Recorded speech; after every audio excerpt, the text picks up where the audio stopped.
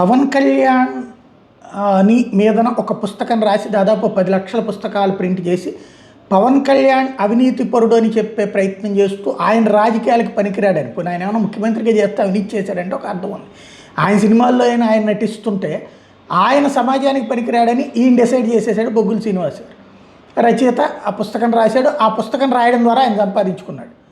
తీరా చూస్తే ఇప్పుడు ఆయన మర్డర్ అయిన కారణం ఏంటి? ఈయనే అవినీతి పరుడు అవ్వడం.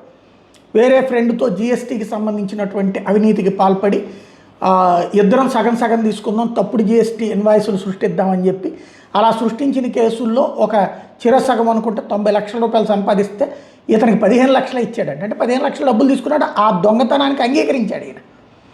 మిగతా డబ్బులు ఏమని ఈయన అడగటం, ఈలోపు ఈయన వ్యాపారానికి జిఎస్టీని సదరు సంస్థ బ్లాక్ చేయడం, జిఎస్టీ డిపార్ట్మెంటు దానికి ₹1 కోటి పెనాల్టీ వేయడంతో తన మిత్రుడితో గొడవ పడ్డాడు ఆ డబ్బులు ఇవ్వమని. ఆ మిత్రుడు సుపారీ పెట్టి చంపించేశాడు.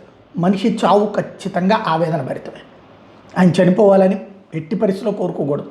అదే సందర్భంలో అభ్యుదయ భావాలు ఉండటంలో తప్పు లేదు. కానీ వ్యక్తి ద్వేషం అవినీతి మీద, మరి ఆ అవినీతి ఈయనే పాల్పడుతూ ఏ రకమైనటువంటి నీతి చెప్పినట్టు చెప్పే హక్కు ఉందా? నెంబర్ 1.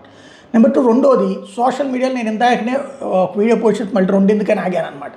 ఒకటి, ఇక్కడ అనవసరంగా పవన్ కళ్యాణ్ మీదన ఇట్లాగా మాట్లాడాడు చచ్చిపోయాడని అనవసరంగా రెచ్చగొట్టేది. అతను చనిపోయింది ఎవరికి ఐడియా లేదు దాన్ని తీసుకొచ్చింది పవన్ ఫ్యాన్స్.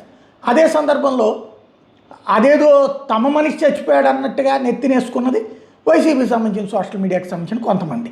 ఒరిజినల్ పార్టీ వాళ్ళు కాదు కానీ కొంతమంది వైసీపీ సానుభూతి పరులు అదేదో పవనే చేయించాడు అన్నట్టు. ఇలాంటి దరిద్రమే ఆంధ్రాకి పట్టిన శాపం.